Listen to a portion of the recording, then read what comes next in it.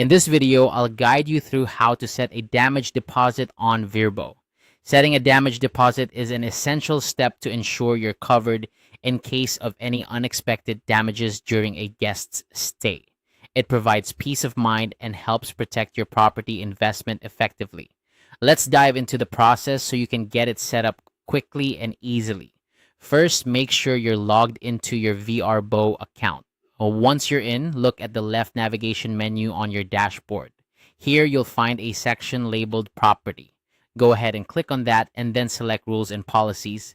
This is where you can manage the various policies that apply to your listing, including the all-important damage deposits.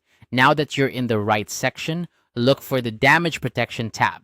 This tab is your gateway to setting up the deposit options. Click on it, and you'll be presented with 3 different options for handling damage deposits. Each option has its own advantages, so it's important to choose the one that best suits your needs and comfort level. The first option is to use a card on file. This method involves holding a certain amount on the guest's credit card as a security measure. It's a straightforward approach and ensures that funds are readily available if needed.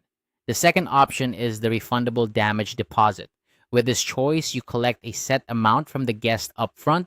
This money is then returned to them after their stay, provided no damage has occurred.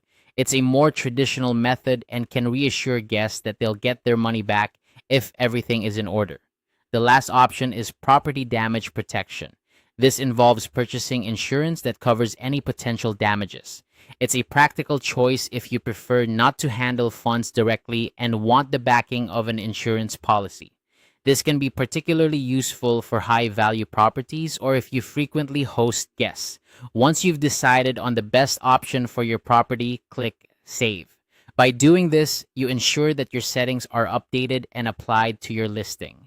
It's a simple step, but an important one that secures your property and offers guests a clear understanding of the expectations.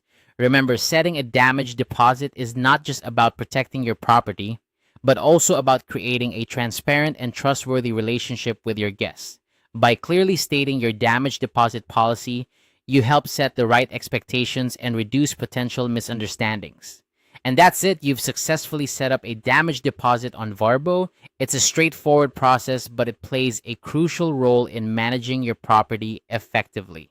Thank you for watching, and if you found this guide helpful, be sure to check out our other tutorials for more tips on managing your vacation rental successfully.